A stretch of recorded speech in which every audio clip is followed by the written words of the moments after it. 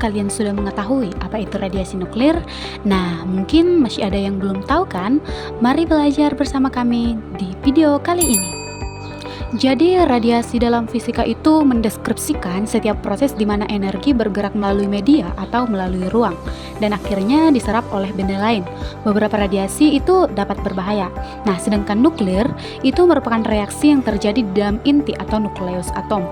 Nah, sehingga dapat disimpulkan bahwa reaksi nuklir itu adalah reaksi yang terjadi di dalam inti atom. Akibat dari reaksi itu dihasilkan pancaran atau radiasi nuklir. Kemudian radiasi itu dibagi menjadi dua, yang pertama radiasi pengion dan yang kedua radiasi non-pengion. Nah, radiasi pengion itu merupakan radiasi yang dapat menimbulkan ionisasi atau radiasi atom nuklir. Nah, misalnya itu seperti sinar gamma, sinar X, sinar kosmik, serta partikel beta, alfa, dan neutron. Nah, sedangkan radiasi non-pengion itu merupakan radiasi yang tidak dapat menimbulkan ionisasi.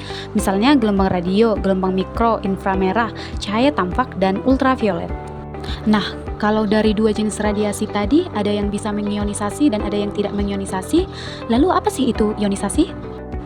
Jadi, ionisasi dalam radiasi pengion adalah proses di mana radiasi pengion melepaskan elektron dari atom atau molekul yang dilaluinya, sehingga atom atau molekul tersebut berubah menjadi ion bermuatan. Kemudian radiasi non-ionisasi adalah jenis radiasi elektromagnetik yang memiliki energi per foton yang tidak cukup untuk mengionisasi atom atau molekul. Artinya, radiasi ini tidak mampu melepaskan elektron dari atom atau molekul tersebut. Selanjutnya kita akan membahas tentang contoh radiasi pengion. Yang pertama adalah sinar X. Sinar X adalah pancaran gelombang elektromagnetik yang sejenis dengan gelombang radio, panas, cahaya, sinar ultraviolet, tetapi mempunyai panjang gelombang yang sangat pendek sehingga dapat menembus benda-benda. Sinar X merupakan gelombang elektromagnetik dengan energi yang sangat tinggi. Kemudian sinar gamma. Radiasi sinar gamma adalah radiasi elektromagnetik dengan energi dan frekuensi yang sangat tinggi yang dipancarkan oleh inti atom yang tidak stabil atau radioaktif, atau dari proses nuklir seperti fusi, fisi, dan peluruhan radioaktif. Selanjutnya kita akan masuk ke contoh radiasi non-pengion. Seperti yang kami jelaskan tadi bahwa radiasi non-pengion itu ada beberapa contohnya, misalnya seperti cahaya tampak, gelombang mikro, inframerah, dan cahaya ultraviolet. Perlu juga kita ketahui bahwa radiasi alfa, beta, gamma, dan sinar X itu memiliki daya ionisasi dan daya tembus yang berbeda-beda.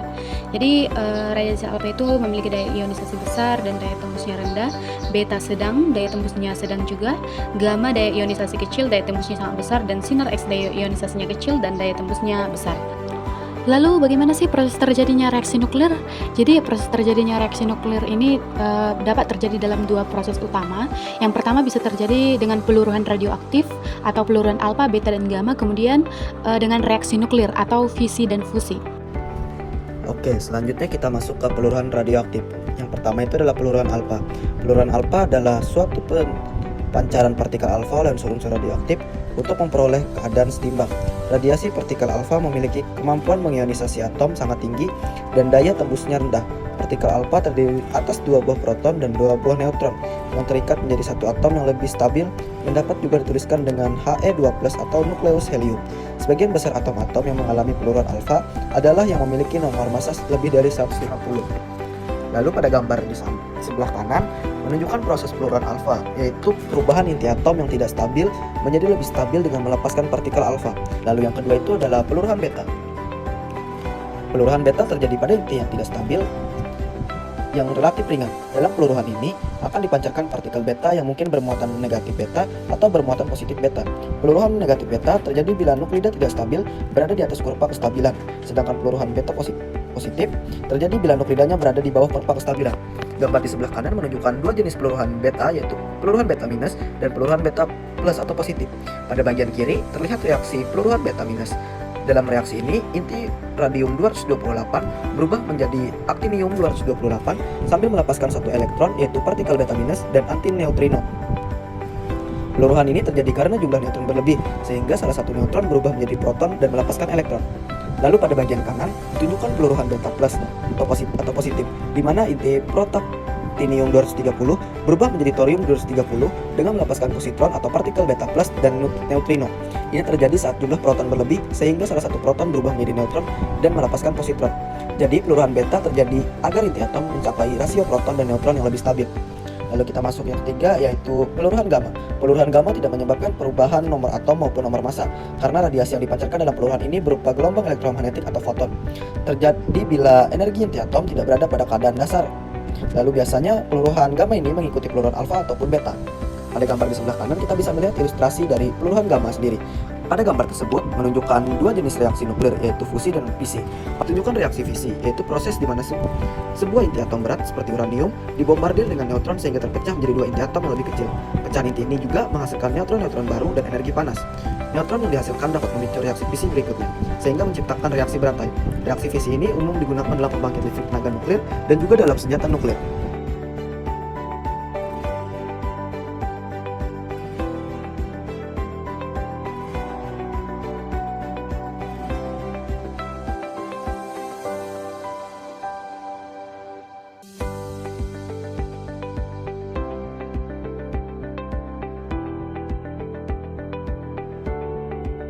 Pada reaksi fusi yang ditampilkan di sebelah kiri, dua inti ringan seperti deuterium dan tritium bergabung membentuk satu inti yang lebih berat, yaitu helium.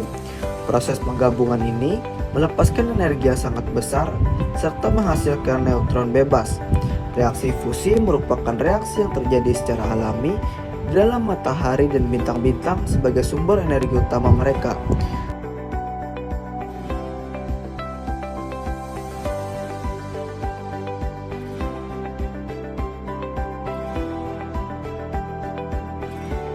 Baik, kita masuk ke dalam dampak radiasi nuklir.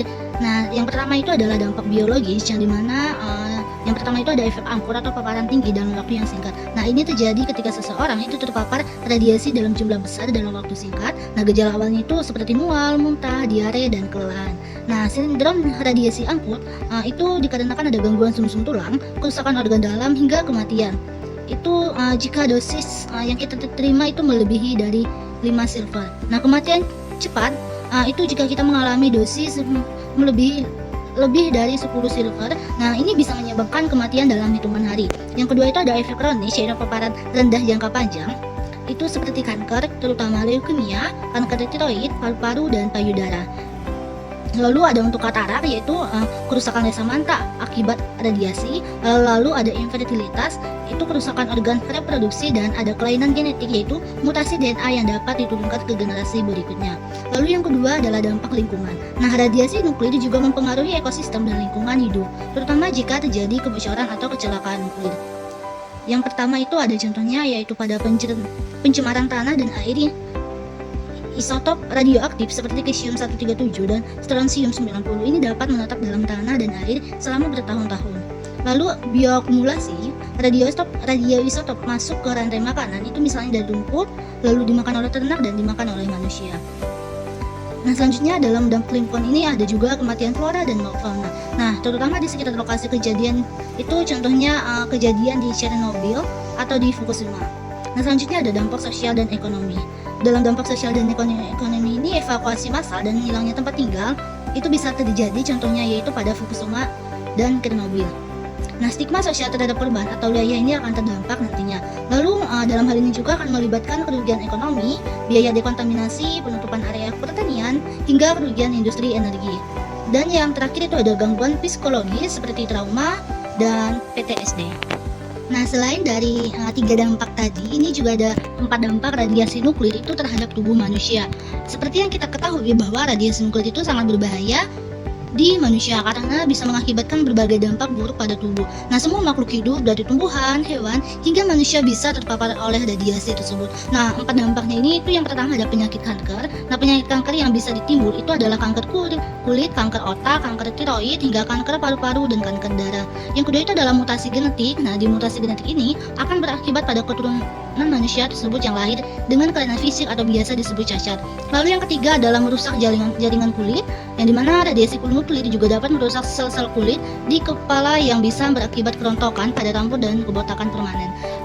Lalu yang keempat ada kematian. Nah, kematian akibat radiasi nuklir ini terjadi karena sel dalam tubuh telah rusak dan mengakibatkan tubuh tidak mampu lagi melawan infeksi dan penyakit. Nah, lalu bagaimana sih kita harus menghindari diri kita untuk tidak terpapar radiasi? Nah, di sini sudah ada beberapa yang dimana di sini juga ada 3 prinsip perlindungan radiasi, yaitu time, yang artinya kita harus meminimalkan waktu paparan. Yang kedua distance, yaitu kita harus menjauhkan diri kita dari jarak di sumber radiasi. Yang ketiga shielding, yaitu kita harus menggunakan pelindung seperti timbal dan beton. Nah, untuk alat pelindung itu meliputi dosimeter atau pengukur dosis, yang kedua baju hazmat, dan yang ketiga perisai timbal, dan yang keempat zona eksklusi. Nah, apa sih pemanfaatan radiasi nuklir?